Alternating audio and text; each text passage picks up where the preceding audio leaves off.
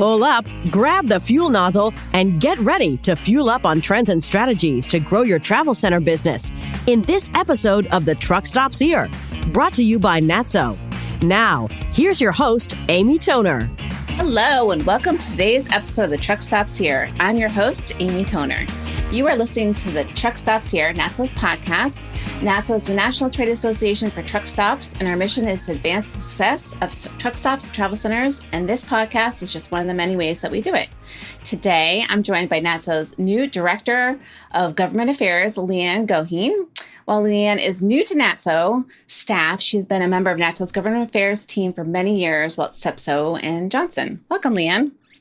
Thanks for having me, Amy. Okay, so we're going to talk about some important truck stop and travel center industry government affairs issues. But first, I thought you could introduce yourself. Absolutely. So I told everyone, I told Amy that I was really excited to be on the podcast. So I'm pumped to be here. As Amy mentioned, I have been working with NATSO, I think, for 4.5 years now when I was at the law firm. And so representing you guys on Capitol Hill, but also working with the government affairs team and the PAC and things like that. But when the opportunity came to work full time at NATSO, I jumped on it. I was really excited to be able to join in June. So 3 months in, it's going well, I think. And you know, I've really been fond of the industry for a long time. Both of my grandfathers were truck drivers. So I had one that worked for a fleet and one that was an independent operator. So big appreciation and grown up with an appreciation for the truck stop industry. So I'm happy to be here. Okay, well, welcome. And we're excited to have you on. And I did not know that about your grandfathers. It's very cool. Okay, so you started in June and you've been very busy since you started. Can you give us a recap on what's happened with the infrastructure bill? Yeah, absolutely. So when we started 2021, we told everyone it was going to be a battle. And it turns out that we are able to predict the future because it has been quite the battle this year. You know, Democrats control the House, the Senate, and the administration. And they're really focused on how they can transition the fleet to electricity and how they can lower the carbon intensity of fuel. So with all of that in mind, that really impacts our business, especially when we're doing, infrastructure legislation.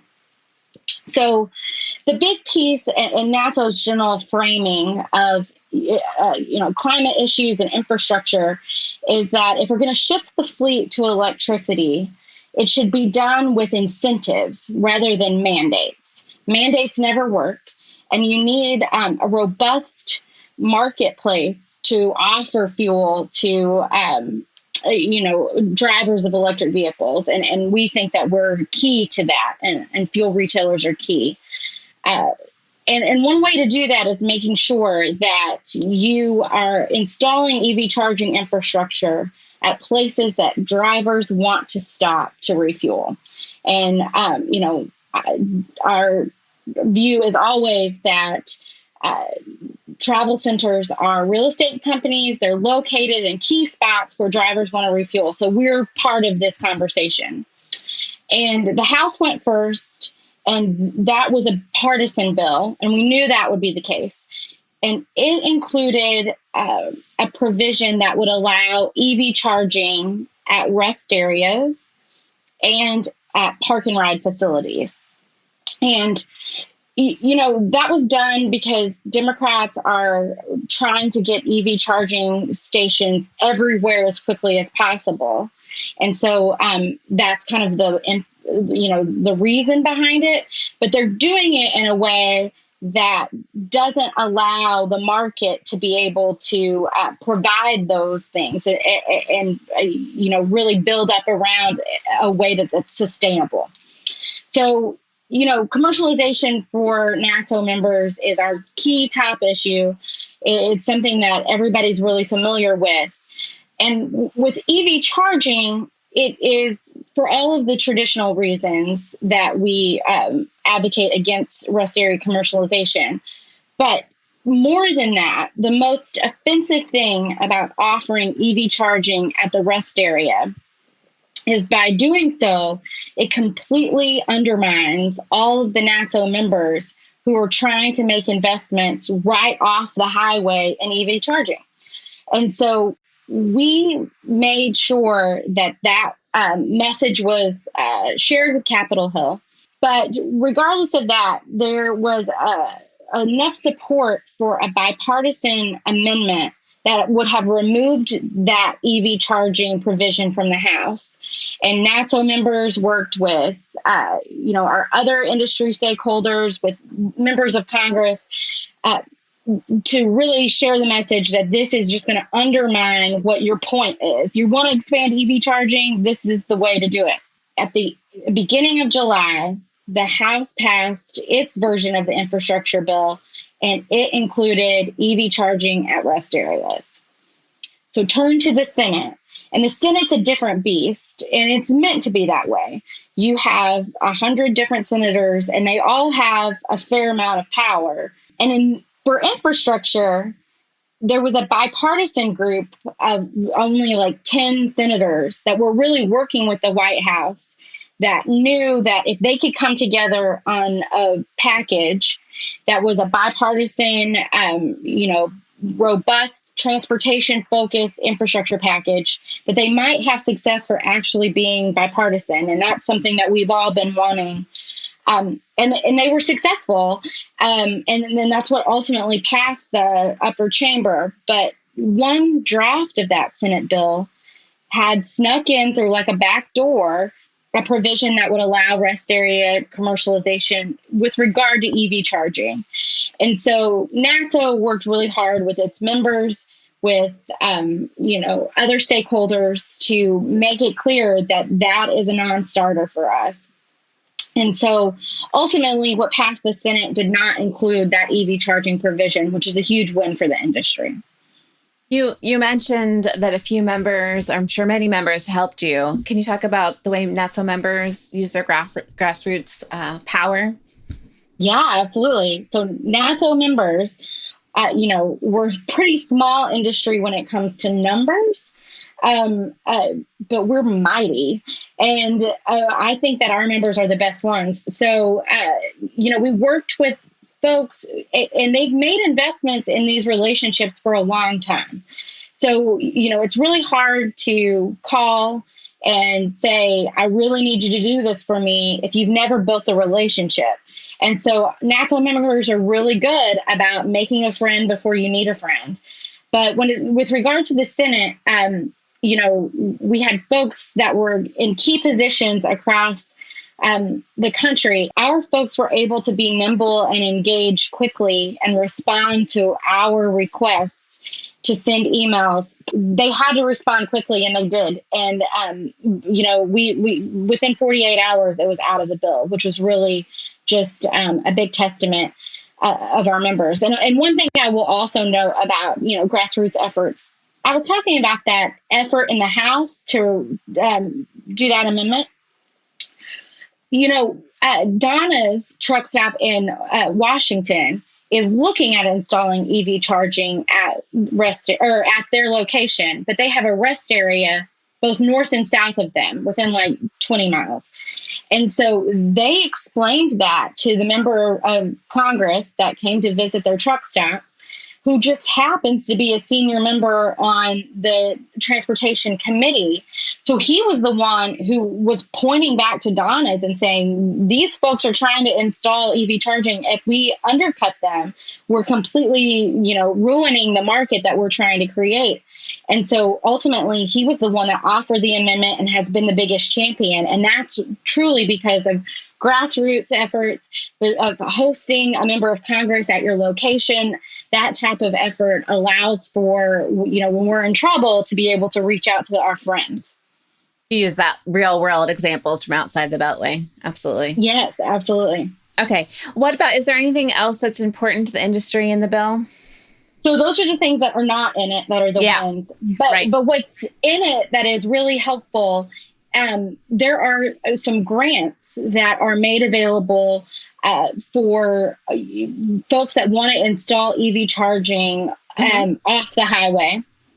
And these are made available for stretches where there aren't really alternatives. There are no EV charging stations in this stretch. And so there's going to be money in order to install an EV charger so people can make it across the country and to address range anxiety.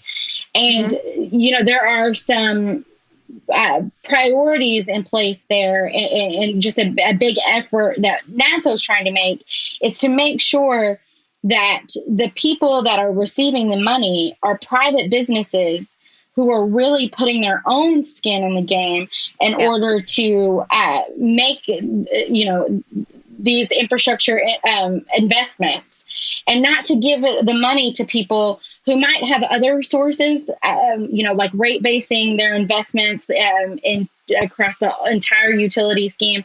Those are ways that might not be the best use of money. But giving it to someone who is putting their own private capital at risk, that's really how you're going to leverage this money and make it grow fast. Okay. And what about what's next? What are the next steps? So this is a little timely. So, things shift very quickly. But ultimately, the Senate has passed this infrastructure bill. The House has to pass it. The timing of when the House passes is tied up in a lot of other things like budget reconciliation and other programs. And so we're not quite sure the timing on when it will be passed, but we're pretty optimistic right now that it will ultimately go through. It's just, the order of operations, and Speaker Pelosi is balancing her moderate members with her progressive members and trying to figure out, what bill goes first. Okay. All right. Yeah. Switching gears before I let you go. Okay. Absolutely. So I'm going to read this because you're much better at talking points than I am. Okay. Recognizing that the market is moving to lower the carbon intensity of transportation energy, NATSO is bringing together thought leaders and various stakeholder groups to discuss what market participants need to continue in this direction and how public policies can be crafted to achieve the desired outcomes. Whew. Like I said, you're better at that than I am. Okay. So tell me what we're going to do in that space, because I know we had some plans and absolutely. What's the plan? So we were hoping to get everybody together in one room, mostly because I want to see everybody's face. I know, right? But, it was a good opportunity because we're talking to this group and we're talking to this group, but those groups aren't talking. And we thought we'd bring them all in one place and we can all talk about how we can achieve what we're all trying to do. Yeah. Unfortunately, COVID has made that a little complicated for September. So we're not going to be able to do that quite yet, but stay tuned because we will do that soon. But we are going to instead pivot to have more of a virtual experience, a webinar, the afternoon of September 20th. And that is going to be an opportunity. So you will be able to hear a little bit about what we're talking about. What are some of the reasons retailers are not able to invest in EV charging infrastructure? And what do they need from the government and other policymakers to signal, yes, go ahead and make these investments. You're going to be able to make a profit off of them. This is where the market is headed. And so I think if we can all come together and talk about, hey, this is what we need and this is what is working, that we might be able to get us over that hump. And so that's our goal. Like I said, September 20th, that afternoon, NATSO's website, you'll be able to get all of the information there. And we hope that you guys will all join us. And somebody probably much more entertaining than I am will be there to talk us through all of these ideas. Okay, so I have two more things I want to do. One is, if people are interested in getting involved in government affairs, how should they get a hold of you? Well, email me at any time is the number one thing. I'm LGoheen at NATSO.com. Okay. And email me. We have a government affairs committee. We are doing other virtual events to try to stay engaged at this time. We are very much looking forward to the show in NATSO Connect in February, and we'll be there. So there's an opportunity to get involved there. So reach out to me and we'll figure out the best fit. Okay, absolutely. Okay, so now I'm going to do my surprise questions with you, which I like. Ooh. Okay, they're just fun questions right before we go. Okay. So what is your go-to on the road snack? Oh, okay. I like coffee. I usually always stop and get coffee and smart water. And then it's some combination of a peanut chocolate thing. Okay. So whether that's peanuts and like chocolate M&Ms, or if it's like a Reese's or something that's like that salty sweet combo, but I usually go for that. Okay. Okay. If you're stuck at a truck stop in a snowstorm, how do you pass the time? Well, that's the best thing about a truck stop. There's so much you can do. I know. One of my favorite coffee mugs is from Kinley 95. Shout out Ernie Brim. And so I think what I would probably do is wander around and see what merch I could not live without and spend a little time there. When I was a kid, I really liked those velvet painting marker things. Yeah. And so that Love's always has those. And so might spend some time on that. And I probably would hope that wherever the truck stop was, they sold wine. Those are some good plans. Okay. Do you prefer to ride or drive? Well, I'm a professional at navigating and DJing, so I cannot spend any time driving. I have to be with the Waze all the time, talking about the best locations, the best places to stop, how we avoid traffic. And then I'm also the DJ working the playlist. Okay. How do you take your truck stop coffee? Black and iced if possible. Even in the dead of winter, I want it to be cold. No, hard no. Thank you, LeeAnn. I'm sure we'll have you on again. All right. Thanks for listening to today's episode of The Truck Stops Here. You can find us online at thetruckstopshere.show. If you have any questions you'd like us to answer on the podcast, I hope you'll reach out to me at editor@natso.com. The Truck Stops Here was brought to you by NATSO, the association representing truck stops and travel centers. Visit natso.com for more information. The Truck Stops Here is produced by NATSO in collaboration with Human Factor. Producers are Amy Toner and Darren Schulte.